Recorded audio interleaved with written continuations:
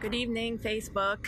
I am coming to you live from my rooftop, and I apologize already for the connection and the view because I left my computer at the office and realized that about 5 minutes after I posted that we were going to do live tonight.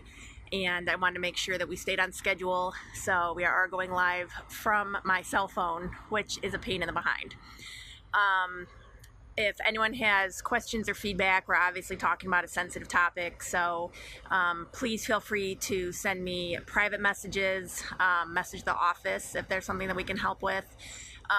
But I was watching TV last night, and they are releasing the documentary or the story that they're doing on Robin Williams, which obviously has a lot to do with his life and his accomplishments, but the focus on the end of his life is going to be there as well.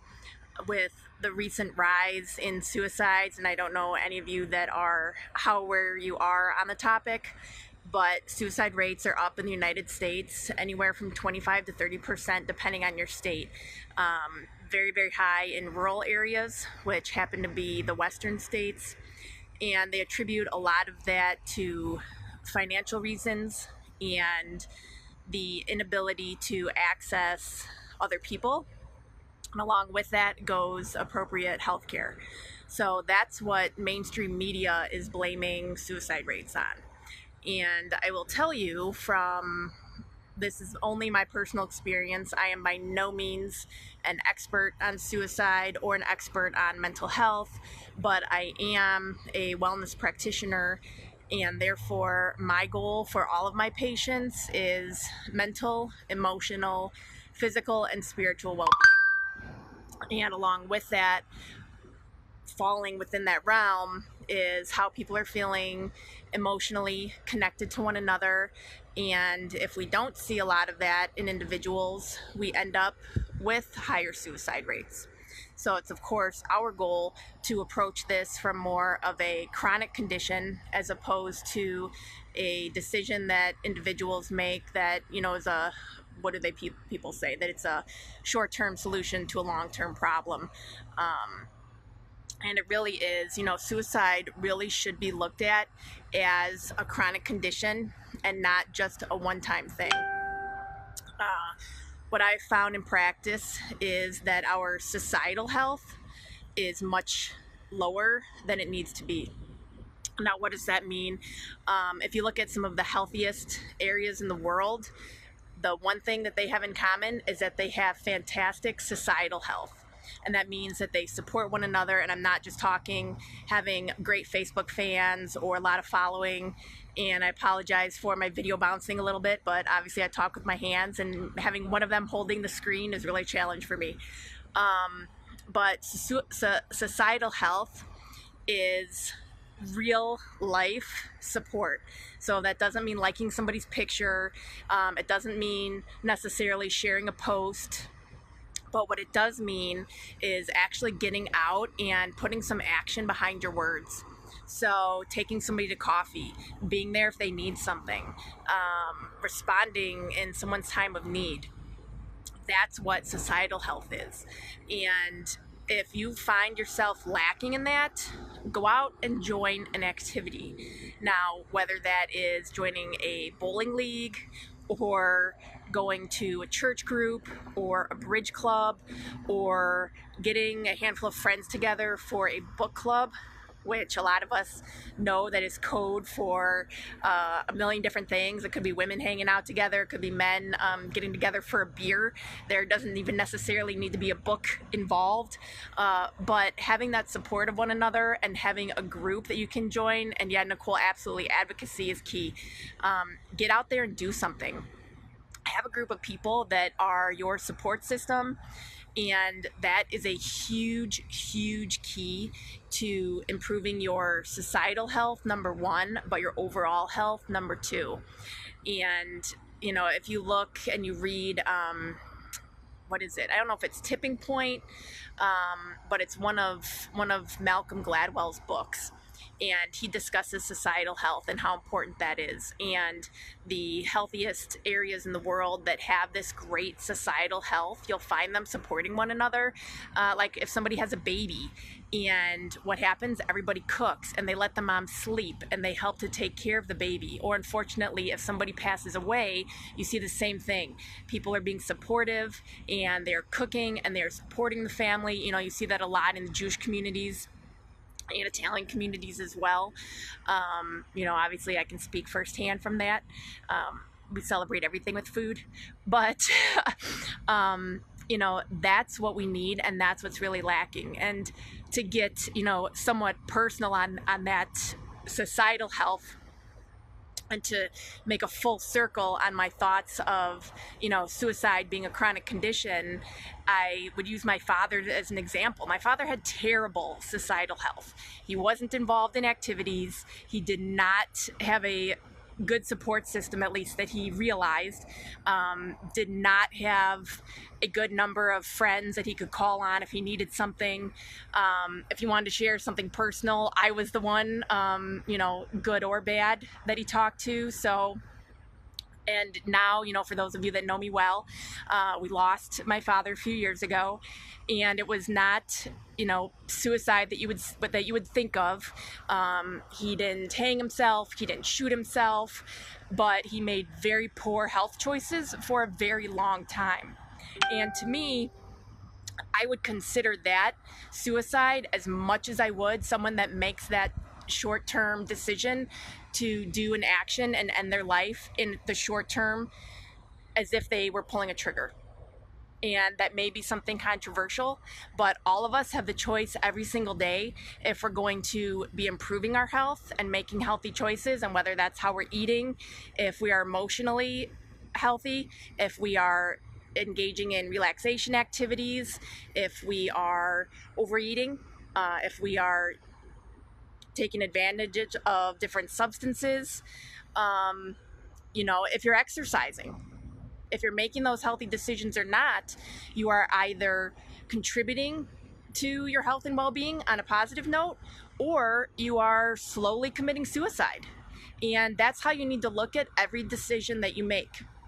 And I hope that for some of you, you know, and by no means am I a saint, by no means do I make perfect decisions 150% of the time, but I am very well aware of when I am making a healthy decision, or when I'm possibly doing something that's not in my best interest or in the best interest of my health and wellness goals.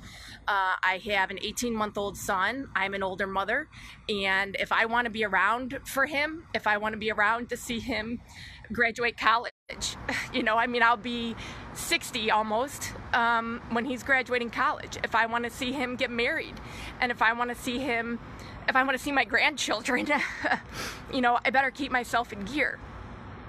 And I think, unfortunately, a lot of us don't look at our health goals like that. You know, I can definitely tell you that there's nothing that my father wanted more in the entire world than grandchildren. And he missed Parker by about 6 months because of his poor health choices. And so hopefully all of you out there, and I apologize for being a little bit emotional on this topic, but I hope that you take a minute and you look at the choices that you're making. And maybe you don't want to get up at 6 in the morning and go for a walk. Or maybe you don't want to spend that extra half an hour cooking dinner, and it's so much easier to go through the drive-thru. Or you're running the kids to 15 different activities. Think of those kids and think of the example that you want to set for them. And believe me, you do not want it to be eating McDonald's and being stressed out and being anxious or being depressed. So, you know, take a few extra minutes and make, thanks Nicole, take a few extra minutes in your day and plan out how you want it to look, so that you are setting that awesome example for your kids, and you're there to see your grandchildren, and you're there to go through all these activities and to dance at your 50th wedding anniversary. Those are some of the things that you should be looking for, and that's what you should have in mind when you're planning your dinner, or you're planning your activities for the day, or you're planning out your week. Put it on your schedule. So this has gone on a little bit longer than I thought it would, since I had to do it, and it is literally the easiest thing to do in the entire. I don't know if you're losing me because of poor connection, but it's telling me that. So I want everybody doing a gratitude journal, and what that is to literally get a piece of paper and a pen and write down 3 things every night that you're grateful for. And I know that you have 3 things, even if it's the fact that you made it through the day. You know, you woke up that day, you finished strong, and you're going to bed. So those might be your 3 things. It might be how excited you are about a new job. It might be that you met somebody. It might be that you saw a puppy walking down the street. You know, everybody has something. So write down 3 things that you're grateful for. If you get in that habit and you do it routinely, it is actually as beneficial to your health as working out every day. Now, I'm not telling you that you shouldn't work out, but start doing the gratitude journal and you'll see an improvement in all of your health. You'll see an improvement in your mood, your physical health, you know, who knows, maybe your weight, your waistline, we'll see. But get started on that right away. The second thing that I wanted to leave everybody with is a breathing exercise. This is so simple. We have to breathe. Most of us breathe wrong. So I want everybody right now, while you're watching, we're gonna all do this together. So you're gonna take a deep breath in for a count of 4. Then you're gonna hold it for a count of 4. You're gonna exhale for a count of 4. You're gonna hold that for a count of 4. Now I'm very visual, so I think of this like a box. So go ahead, we're gonna inhale, 2, 3, 4. You're gonna hold it, 2, 3, 4.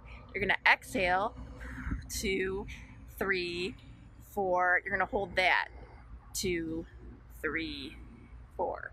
Okay, so the goal with that, it's relatively easy. If you're finding that you're taking short breaths, try, and this is difficult for me to demonstrate with my phone, but I want you to make sure that you're breathing from your belly, that you're not breathing from your chest, which is what most of us do. So again, I want you to take a deep breath from your belly. You should feel your belly expand. If you got your Spanx on or you're working out, try this at a later time.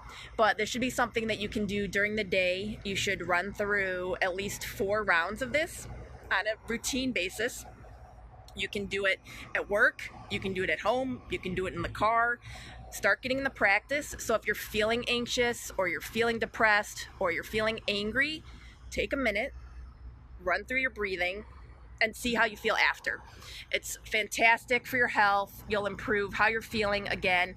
You'll decrease pain with this. I apologize if I'm coming in and out, but again, I am reporting from my rooftop, so we get the internet up here that we get. So I hope that some of the information I had tonight was beneficial.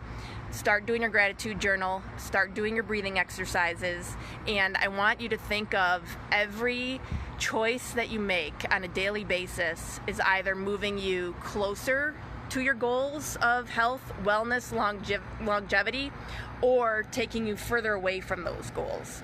And again, our suicide rates in the United States are rising exponentially, you know, and there's a reason for that. It's not bad luck, bad genes, bad choices. It's a culmination of all of the choices that we make over our life, our circumstances, the antecedents, what sort of laid the foundation, different experiences that we may come across, and then life choices that we're exposed to. So I hope everybody has a wonderful evening. I apologize for the seriousness of the topic tonight, but I wanted to address it. I hope that the exercises are beneficial. Make sure that you do your homework for the next week. And love you all. Thank you for watching, and we'll talk soon. Bye-bye.